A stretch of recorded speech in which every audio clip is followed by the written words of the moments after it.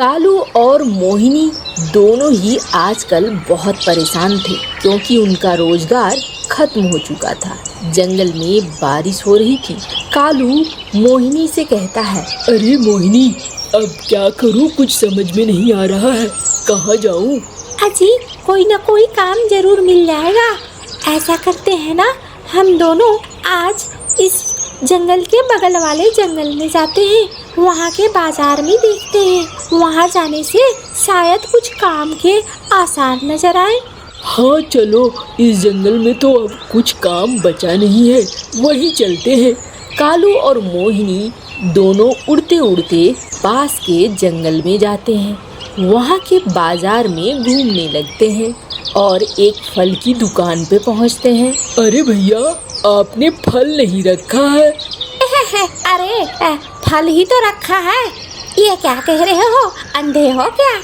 अरे नहीं, मेरे कहने का मतलब था, मैंने पूरा जंगल छान मारा लेकिन यहाँ कोई अंगूर नहीं बेचता है। अरे हाँ, यहाँ तुम चाहे कितना भी घूम लो, कोई भी अंगूर बेचता हुआ नहीं दिखेगा।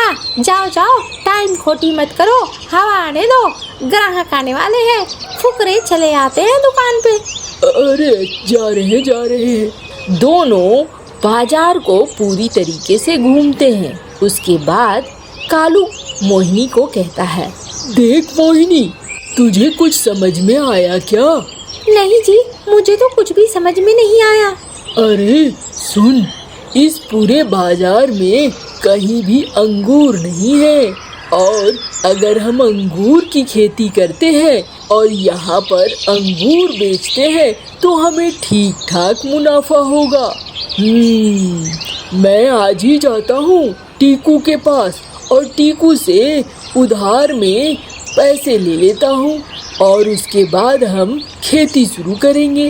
अजी, अगर वहाँ जाओगे, वहाँ पर पैसे लोगे और खेती करोगे तो वहाँ से यहाँ आने में ढुलाई का खर्चा ही बहुत हो जाएगा। इसलिए यही के किसी साहूकार के पास चलो, उसी से पैसे लेते हैं, या फिर उसके पास अगर जमीन हो तो उसकी जमीन ले लेते हैं किराए पर और यहीं पे उगाते हैं अंगूर। हाँ, ये तो तूने अकल की बात की है। चलो चलते हैं, पता करते हैं। पता करने के बाद पता चला कि उस जंगल में सबसे अमीर एक बत्तख है जो सफेद बत्तख के नाम से जाना जाता है। कालू कौआ मोहिनी के साथ सफेद बत्तख के घर पहुंचता है। कौन हो, क्या चाहिए? हमें आपकी जमीन चाहिए। हमने सुना है आपके पास एक बड़ा बगीचा है, हम उस बगीचे में कुछ फल लगाना चाहते हैं। बगीचा तो है, लेकिन फल कौन सी लगाना चाहते हो वो हम नहीं बता सकते। अरे बता नहीं सकते तो मैं तुझे बगीचा कैसे दे दूँ? कल को तेरा फल अगर नहीं बिका, तेरा फल अगर खराब हो गया तो मेरे बगीचे का किराया कौन देगा? अरे आप उसकी चिंता न करिए, हम लोग महीने महीने आपको किराया पहुंचा देंगे, उसकी कोई टेंशन नहीं है। अगर ऐसा है तो चलो तुम्हें बगीचा दिखा देता हूँ। कालू कौआ और मोहिनी को सफेद बत्तख दिखला देता है अपना बगीचा और आखिरकार कालू और मोहिनी वहाँ खेती करना शुरू कर देते हैं। नर्सरी से कालू अंगूर के अच्छे अच्छे बीज लाता है। दोनों मिलकर खेती करने लगते हैं। कुछ ही दिनों बाद वहाँ पर बेल उगाती है अंगूर की। उसे देखकर दोनों ही खुश थे। देखा मोहिनी, हमारी मेहनत रंग ला रही है। देख, हमारे बेल अब बड़े हो रहे हैं, इसमें छोटे छोटे फल भी लग गए हैं। 1 महीना और बस हमारी सारी तकलीफें दूर हो जाएंगी। हाँ जी, ये बात तो बिल्कुल सही है। और वहाँ से फिर कालू और मोहिनी निकल आते हैं। रास्ते में उन्हें सफेद बत्तख मिल जाता है। अरे जमींदार बाबू, आप यहाँ पे? अरे तुम दोनों ने कहा था महीने महीने किराया दे दूंगा, और तुम दोनों ने पिछले 6 महीने से 1 फूटी कौड़ी नहीं दी है। तुम लोग मुझे पे किराया देते हो या फिर मैं तुम्हारी फसलों को उखाड़ कर फेंक दूं? अरे नहीं नहीं, आप हमें बस 1 महीने का मोहलत दीजिए। आपकी ज़मीन पे हमने जो फसल लगाया है वो बहुत अच्छे हुए हैं और 1 महीने में यकीन मानिए ब्याज सहित आपके सारे पैसे लौटा देंगे। चलो 1 महीने का वक्त दिया, लेकिन 1 महीने से और ज़्यादा नहीं, बस ये लास्ट है। कहकर वो चला जाता है। अब 1 महीने बाद ये अंगूरों को तोड़कर बाजार में बेचते हैं। एक पंछी आती है। कैसे दिए ये अंगूर? 100 रुपए केजी। और वो अंगूर खरीद कर ले जाती है। इसके बाद अंगूर खरीदने के लिए पंछियों की भीड़ लग जाती है। तभी वो पहली वाली चिड़िया वापस आती है। ये क्या, लोहे के अंगूर पकड़ा दिए मुझे?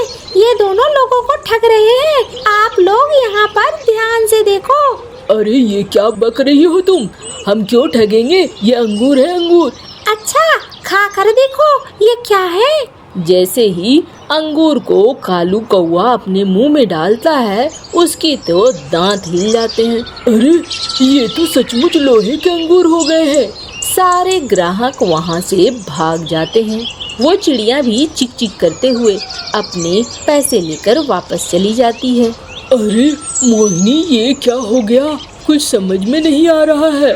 ठेला लेकर मोहिनी और कालू कौवा वापस आ रहे थे, तभी सामने से सफेद बत्तख आ जाता है। अरे नालायकों, पैसे दो, आज 1 महीने पूरे हो गए हैं। हम पैसे दे देंगे आपको। अरे दे देंगे का क्या मतलब है? तुमने 1 महीने का वक्त मांगा था, 1 महीने हो चुके हैं। अरे नहीं, आप हमें 10 दिन और दो, हम सारे पैसे आपको चुका देंगे। बस ये 10 दिन, इसके बाद अब 1 भी दिन आगे नहीं। कह के वो सफेद बत्तख वहाँ से चला जाता है। कालू और मोहिनी बहुत परेशान होकर रोने लगते हैं। तभी वहाँ पर एक बूढ़ा बाज आता है। अच्छा, तो तुम लोगों ने अंगूर उगाए। तुम लोगों को क्या पता है, ये जंगल शापित है और इस जंगल में लोहे के अंगूर हो जाते हैं अगर अंगूर उपजाओगे तो। लेकिन ऐसा क्यों? दुनिया में कहीं ऐसा नहीं होता है। हाँ, इसकी एक वजह है। एक लंगड़ी चिड़िया अंगूर खाना चाहती थी, लेकिन अंगूर की बेल तक पहुंच नहीं पा रही थी और सारे पंछी उसका मजाक उड़ा रहे थे। तब उस लंगड़ी चिड़िया ने श्राप दिया था, जैसे मैं अंगूर नहीं खा पा रही हूँ, कोई भी इस जंगल में अंगूर नहीं खा पाएगा। सारे अंगूर लोहे के हो जाएंगे। और उसी बूढ़ी चिड़िया की वजह से सारे अंगूर लोहे के हो जाते हैं। अरे इसका कोई उपाय तो होगा। उपाय है, आज भी वो चिड़िया उस गुफा के पास बैठी रहती है। जाओ और जाकर उसे उस पुरानी बेल से तोड़कर अंगूर खिलाओ। कालू कौवा और मोहिनी पुरानी बेल के पास जाते हैं और अंगूर तोड़ते हैं। अंगूर तोड़कर वो उस बूढ़ी लंगड़ी चिड़िया को खिलाते हैं, जिसे खाने के बाद सब कुछ ठीक हो जाता है।